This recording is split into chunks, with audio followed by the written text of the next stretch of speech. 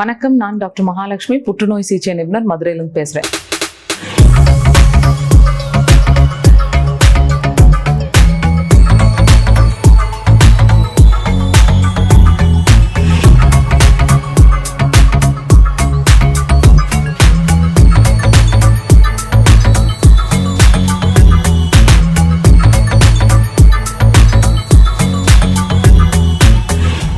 இன்னைக்கு நம்ம பார்க்க போற டாபிக் பாத்தீங்கன்னா ஸ்ட்ரெஸ்ஸுக்கும் கேன்சருக்கும் ஏதாவது சம்பந்தம் இருக்கா? ஸோ நிறைய பேர் வந்து பாத்தீங்கன்னா எஸ்பெஷலி வந்து என்கிட்ட வர பேஷண்ட்ஸ் வந்து ரொம்ப ஸ்ட்ரெஸ்ஃபுல்லா இருப்பாங்க. ஏன்னா அவங்களுக்கு ஏற்கனவே கேன்சர்னால அஃபெக்ட் பண்ணிக்கிற ஸ்ட்ரெஸ் இருக்கும். அதே மாதிரி வந்து நிறைய பேர் பாத்தீங்கன்னா வந்து ஒரு ஈட்டியாலஜிக்கல் ஃபேக்டரே இருக்காது, ஏன் அவங்களுக்கு கேன்சர் வந்திருக்குன்னா அப்ப என்கிட்ட கேட்பாங்க, கெட்ட பழக்கமே எனக்கு கிடையாது, ஆனா வந்து எனக்கு கேன்சர் வந்துச்சு, வெஜிடேரியன் டயட் மட்டும் தான் நான் சாப்பிட்றேன். ஸோ அப்படின்னு பாத்தீங்கன்னா வந்து இந்த ஸ்ட்ரெஸ்ஸுக்கும் கேன்சருக்கும் ஏதாவது சம்பந்தமா இருக்கான்னு வந்து நான் ஸ்டடி பண்ணி பார்த்தேன். ஸோ அதில் வந்து பார்த்தீங்கன்னா வந்து கிரானிக் ஸ்ட்ரெஸ் அப்படின்னு சொல்லி ஒரு ஃபேக்டர் இருக்கு. ஸோ கிரானிக் ஸ்ட்ரெஸ்னா என்ன அர்த்தம்னா வந்து லைஃப்ல நிறைய விஷயங்கள் நடக்கும், எல்லாருக்கும் கஷ்டங்கள் இருக்கும். பட் எதையுமே வந்து நம்ம ஒரு பாசிட்டிவ் நோட்ல எடுக்காம வந்து ரொம்ப நெகட்டிவாவே நம்ம யோசிச்சுட்டு அதை பத்தியே யோசிச்சுட்டு இருந்தோம்னா நம்ம பிசியாலஜிக்கல் பாடியில வந்து 2 டைப் ஆஃப் ஹார்மோன்ஸ் வந்து செக்ரீட் பண்ணும்.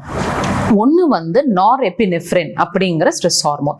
ஸோ இந்த நார் எபினெஃப்ரின் ஹார்மோன் வந்து செக்ரீட் ஆகும் போது வந்து என்ன ஆகும் அப்படின்னு பார்த்தீங்கன்னா it will promote sell proliferation promote பண்ணும். அதே மாதிரி வந்து ஆஞ்சியோஜெனிசிஸ் இன்க்ரீஸ் பண்ணும் அண்ட் வந்து மெட்டாஸ்டசிஸை இன்க்ரீஸ் பண்ணும்னு சொல்லி ஸ்டடிஸ் சொல்லுது. ஸோ அதனால வந்து கிரானிக் ஸ்ட்ரெஸ் இருந்துச்சுன்னா நார் எபினெஃப்ரின்னால வந்து கேன்சரை வந்து ப்ரொமோட் பண்ணும். ரெண்டாவது அப்படின்னு பார்த்தீங்கன்னா இந்த ஸ்ட்ரெஸ் இருக்கும் போது வந்து உங்களோட stress hormones like glucocorticoid hormones வந்து ரிலீஸ் ஆகும் அதிகமாக. இந்த குளுக்கோகார்டிகாய்டு ஹார்மோன்ஸும் வந்து அதிகமாக ரிலீஸ் ஆகும் போது வந்து என்ன ஸ்டடியில் வந்து ப்ரூவ் பண்ணியிருக்காங்கன்னு பார்த்தீங்கன்னா, நான் ஏற்கனவே சிலது விஷயம் சொன்ன மாதிரி வந்து அந்த அப்பாப்டோசிஸ், தட் இஸ் செல் டெத்தை வந்து ப்ரிவென்ட் பண்ணி உங்களோட செல்ஸை வந்து அதிகமாக வளர விடும். ஸோ இது அதிகமாக வளர விட்டு என்ன செய்யும்னா மற்ற இடங்களுக்கு போய் மெட்டாஸ்டசிஸ், தட் இஸ் பரவ விட்டுரும்.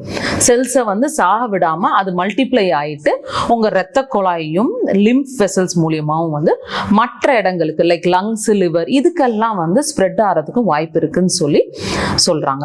அதே மாதிரி வந்து இப்போ ஒரு பேஷண்ட் வந்து கேன்சர் ட்ரீட்மெண்ட்ல இருக்காங்க, ரொம்ப அதிகமா ஸ்ட்ரெஸ் ஆறாங்கன்னா அந்த ட்ரீட்மெண்ட்டுக்கு கொஞ்சம் ரெசிஸ்டன்ஸும் வந்து சில வகையான செல்ஸ் வந்து காட்டும். எஸ்பெஷலி வந்து கீமோதெரப்பி, ரேடியோதெரப்பி அந்த மாதிரியான ட்ரீட்மெண்ட்ஸ் வந்து உட்கொள்ளும் போது இந்த வகையான வந்து ரெசிஸ்டன்ஸை வந்து இந்த ஹார்மோன்ஸ் வந்து கிரியேட் பண்ணுன்னு சொல்லி ஸ்டடீஸ் வந்து சொல்லுது.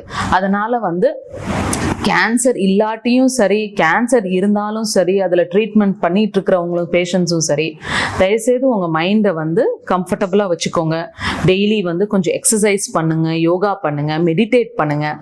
அதே மாதிரி நல்ல ஃப்ரூட்ஸ் அண்ட் வெஜிடபிள்ஸ் நிறைய எடுத்துக்கோங்க. சரி, அதே மாதிரி சொசைட்டியில் வந்து நல்ல மிங்கிள் ஆங்க.